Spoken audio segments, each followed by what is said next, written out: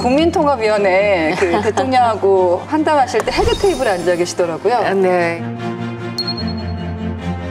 사실 저는 저녁을 먹고 난 이후에 그 다음날 기사를 보고 깜짝 놀랐습니다. 왜냐하면 그 자리는 대통령께서 국민통합위원회에서 그동안 각종 낸 보고서에 대해서 칭찬해 주시겠다는 의미로 저녁을 한번 내시겠다라고 해서 마련된 자리였는데요. 근데 기사는 신임 지도부와의 상견례 이렇게 기사가 났어요. 상견례 아니었어요? 그냥 국민통합위원회의 위원들에게 대통령께서 밥 한번 내시겠다라고 하는 것이고 여기에 저희 통합위원회에는 장관들도 이제 10분이 소속되어 있기 때문에 그분들도 오신 것이고 그 김에 당의 삼력도 오신 거였는데요. 그런데 결과적으로는 뉴스의 포인트는 새로 당 지도부가 되신 분들에게 뉴스의 포인트가 있다 보니까 상견례 이런 이름으로 뉴스가 나갔습니다. 우리 조홍천 의원님은 오늘 좀 몸이 많이 안 좋으시다고 국정감사를 하도 열심히 하셨고. 아니요, 그게 아니고 계절 환절기에 감기가 좀 왔습니다. 그러세요? 저도 마음고생을 좀 하셨나 했어요. 아닙니다. 네, 뭐 아주 평안합니다. 네. 당도 국감 때문에 매일 밤늦게까지 하고 있어요. 우리도 12시까지 했어. 아니, 저번에 아이언돔으로 무장해놨다고 하셨잖아요. 네. 요새 좀 저의 아이언돔은 뭐 물샐 틈이 없습니다. 하루에 한두 개 떨어질까? 네. 거의 뭐 저 완벽합니다. 이재명 더불어민주당 대표가 대장동 위례 신도시 개발 특혜와 성남 FC 후원급 의혹 사건의 두 번째 재판에 지팡이를 짚은 채로 출석했습니다. 오늘 재판에서도 직접 의견 밝히실 계획인가요? 일각에서는 이후 혐의에 대한 재판들도 줄줄이 예정되어 있어서 당무에 지장이 불가피하다 이런 우려가 나오고 있는데요. 커지는 재판 리스크 어떻게들 보십니까? 이제 재판 리스크가 된 거죠.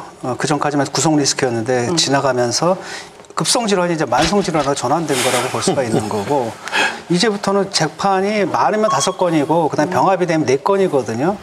그다음에 어떤 재판 같은 경우 일주일에 2회를 하는 것도 있고 어떤 건 격주로 하는 것도 있는데 그럼 평균 3일에서 4일을 법정에서 보내야 된다는 거죠. 그다음에 그 재판이 그냥 보통 재판이 아니라 굉장히 복잡한 재판이기 때문에 한번 재판정에 나가게 되면 아침부터 저녁 끝까지 심지어는 6시 넘어서까지도 있어야 되는 상황에서 정상적인 당대표로서의 업무 수행이 가능하겠느냐. 바로 이게 이제 사법 리스크였거든요. 근데 본인이 살기 위해서 지금 하는 겁니다. 당을 볼모로 잡은 거거든요.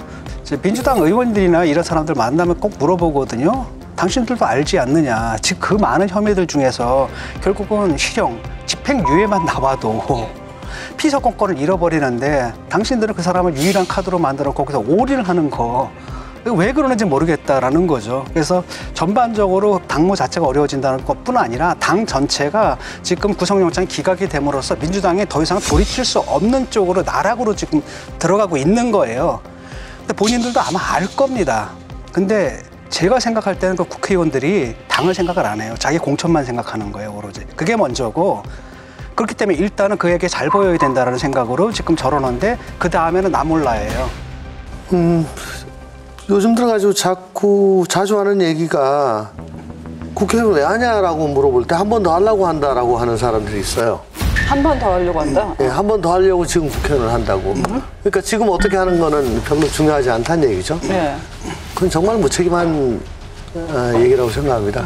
그 국회의원의 직만 탐닉할 뿐이지 국회의원이 해야 될 업은 등한히 하는 거죠.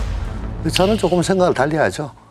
한 번 더 하느냐 마느냐는 건 제가 어떻게 정할 수 있는 게 아니고 그건 주권자들이 정해 주시는 거고요. 한 번을 하더라도 제대로 하는 게 중요하다라고 생각을 하고 헌법과 법률에 주어진 대로 양심에 따라서 열심히 하자라고 생각을 합니다. 근데 지금 자금 여의도에서 벌어지고 있는 이 좀 우스꽝스러운 행태의 대부분은 방금 진 교수께서 말씀 주셨듯이 어떻게든 한 번 더 해보려고 하는 그 본능에 너무 충실하다 보니까 멀쩡한 사람들도 여의도 가서 배지 달고 나면 이상해지고 왜 저러냐 손가락질 받고 저기 가면 다 바보 된다, 나쁜 사람 됐다.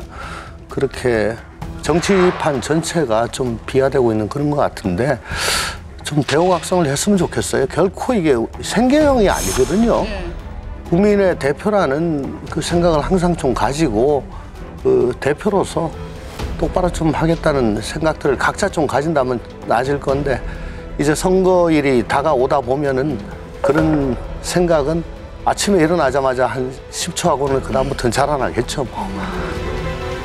그 국회라고 하는 것이 사실 국회의원님 300분을 제외하면 전 국민이 욕하는 곳이지 않습니까? 여의도로 서로 욕해요. 여의도로 택시 타고 가기가 굉장히 무섭잖아요. 기사분들이 워낙 화를 많이 내시고 하니까 이게 뭐 전 국민의 그야말로 욕설을 받는 곳이다 이렇게 죄송합니다 두 분께는 그렇게 말씀드릴 수 있지만 국회의원님들께는 굉장히 꿀 떨어지는 곳이 아닌가 하는 생각을 할 수밖에 없고요. 이 때문에 그야말로 다시 재선되는 것이 정치의 가장 중요한 목표가 되고 있는 것이 아니냐. 이 때문에 헌법도 뭐 정의도 다 너무나 멀리 있는 것이 아닌가 이런 생각을 해볼 수가 있고요. 저는 지금 대한민국의 유일한 언터처블이 이재명 대표가 아닌가. 언터처블. 네, 하는 생각을 합니다. 당무 누가 본다고 안 본다고 뭐라는 사람이 있습니까? 다 충성하려고 앞에 줄 서 있는 것이고요. 하다못해서 재판도 국정감사 간다고 빠지기도 하고 늦게 가기도 하고 그런데 국정감사를 가지도 않고 마음대로 지금이시잖아요. 그런 거 보면 정말 유일한 정말 언터처블이 이재명 대표가 아닌가 이런 생각을 할 수밖에 없고요.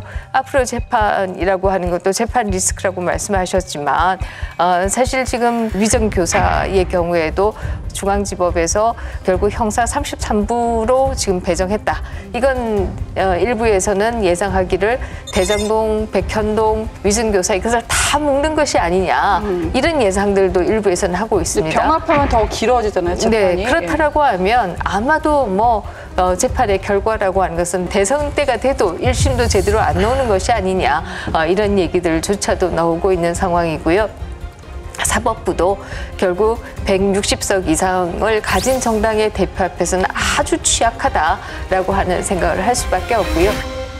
그 이재명 대표 관련해서는 앞으로 주당 2회, 3회 정도 재판정에 갈 수밖에 없습니다. 이 사법 리스크가 아니라 완전히 재판정 리스크가 된다. 그러려면 하루 걸러 하루인데 과연 대표를 제대로 볼 수 있겠느냐. 문인만 대표고 모든 것을 위임해서 할 수밖에 없는 형태가 되지 않겠느냐는 생각이 들고요. 그중에 한 개라도 유죄가 판단된다면 이것은 지지율이라든지 앞으로 총선에 굉장한 영향을 미쳐서 또다시 친명, 비명의 해오리라든지 여야의 해오리에 이루어질 수밖에 없기 때문에 굉장히 변수가 많다. 저는 그렇게 말씀드리고 싶습니다.